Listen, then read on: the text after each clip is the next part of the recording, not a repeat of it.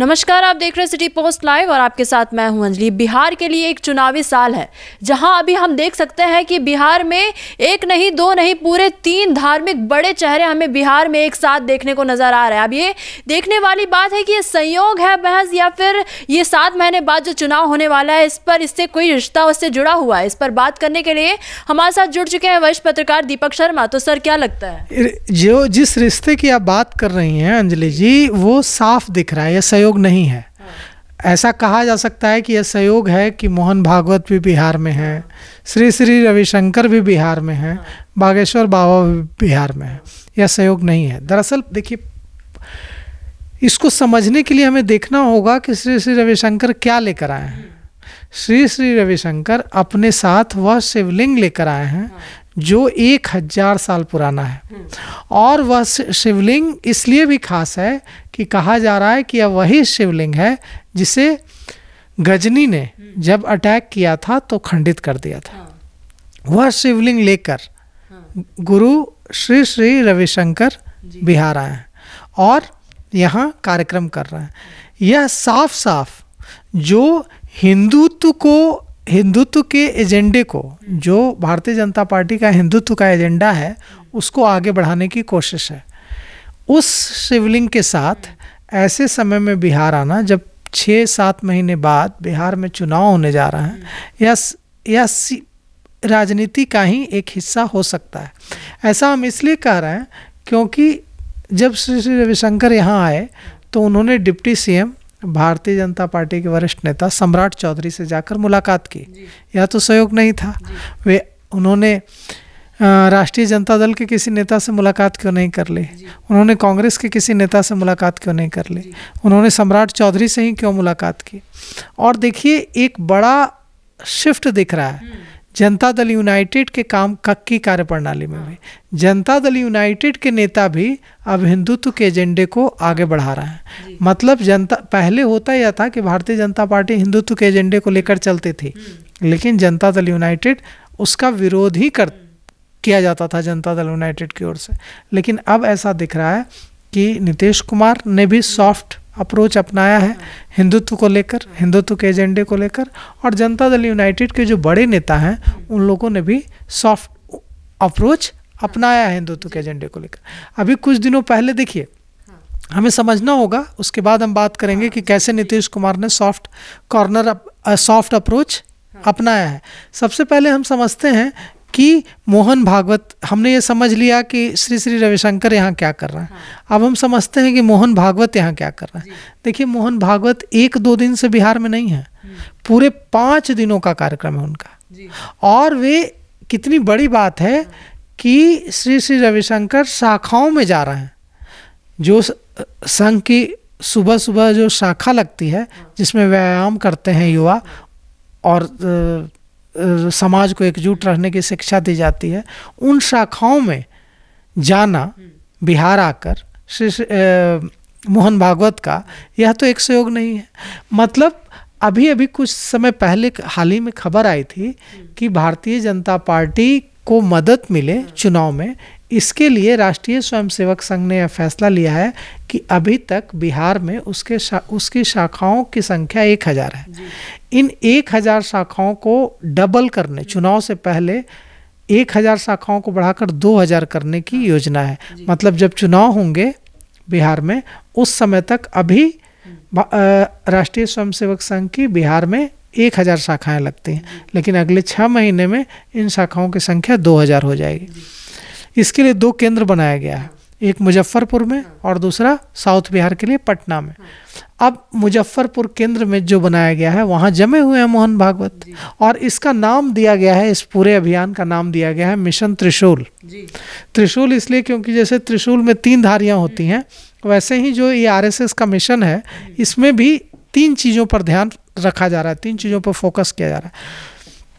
पहला कि क्या मुद्दे हैं जिससे जो चुनाव में चुनावी मुद्दे बनेंगे। दूसरा कि अगर कोई तबका समाज का नाराज है तो क्यों नाराज है। और तीसरा कि इस नाराजगी का फ़ायदा या नुकसान भारतीय जनता पार्टी को कितना होगा, एनडीए को कितना होगा।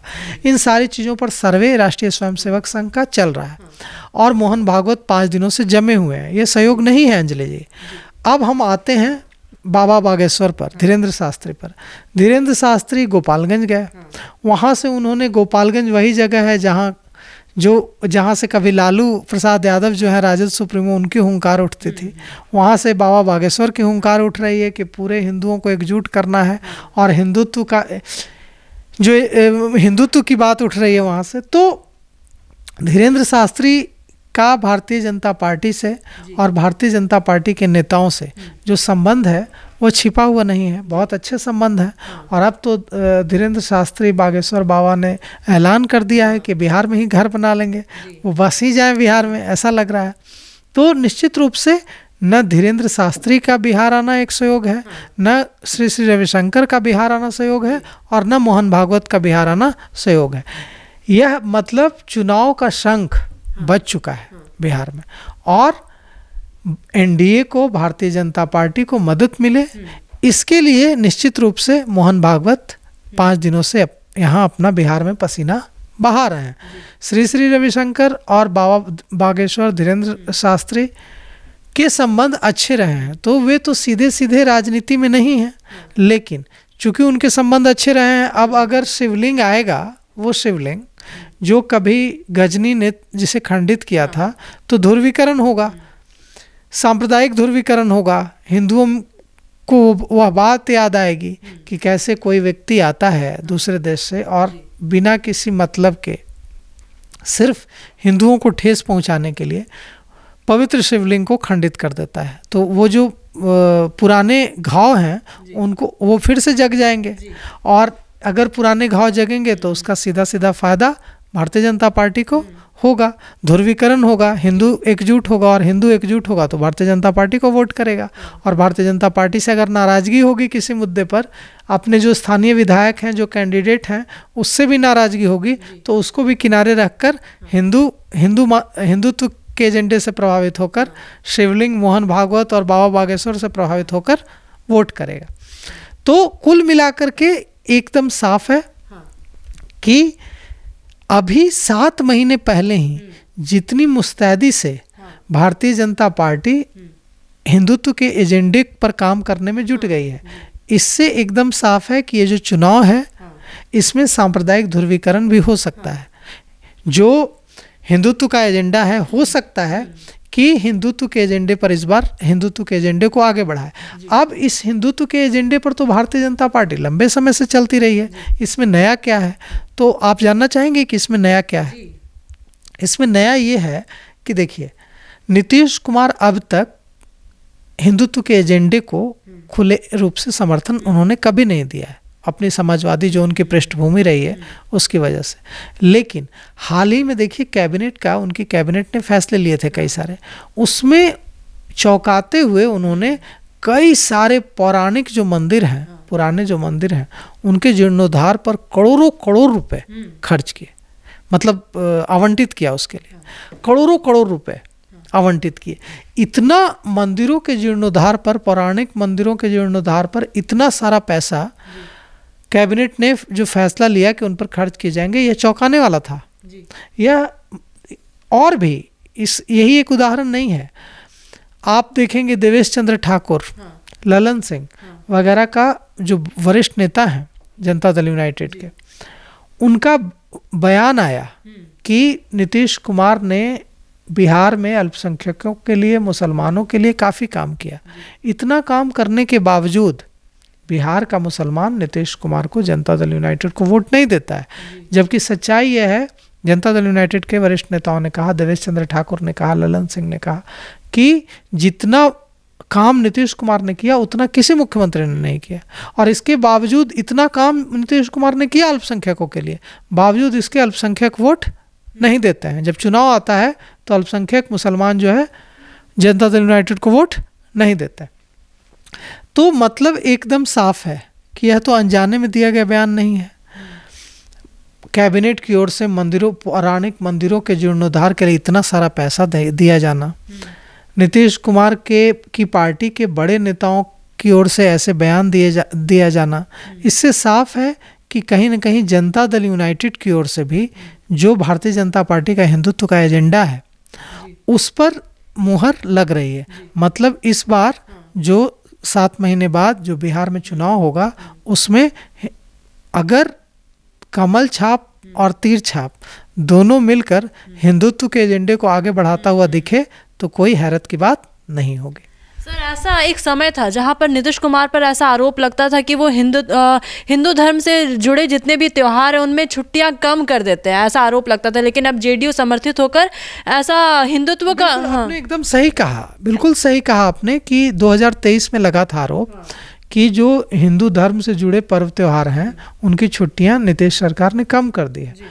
अब वही नीतीश कुमार हैं जो इतना पैसा, इतनी मोटी रकम, इतनी बड़ी रकम आवंटित कर रहे हैं मंदिरों के जीर्णोद्धार के लिए। कैबिनेट का फैसला लिया और 1-2 मंदिर नहीं, कई पौराणिक मंदिरों के जीर्णोद्धार के लिए पैसा दिया और बड़े, मतलब ऐसा नहीं कि 1-2 करोड़ दिया, बड़ी राशि। हम लोगों ने सिटी पोस्ट लाइव में उसकी खबर भी दिखाई और ये कहा कि ये जो है नीतीश कुमार का भगवाकरण है, नीतीश कुमार भगवा अवतार में है, हिंदुत्व के एजेंडे को आगे बढ़ा रहा है। तो मतलब अब एकदम साफ है कि जो आपने बात याद दिलाई कि कहाँ आरोप लग रहा था 2023 में कि छुट्टियां कम कर रहे हैं, मतलब उनको धर्म हिंदुत्व विरोधी दिखाने की बात हो रही थी।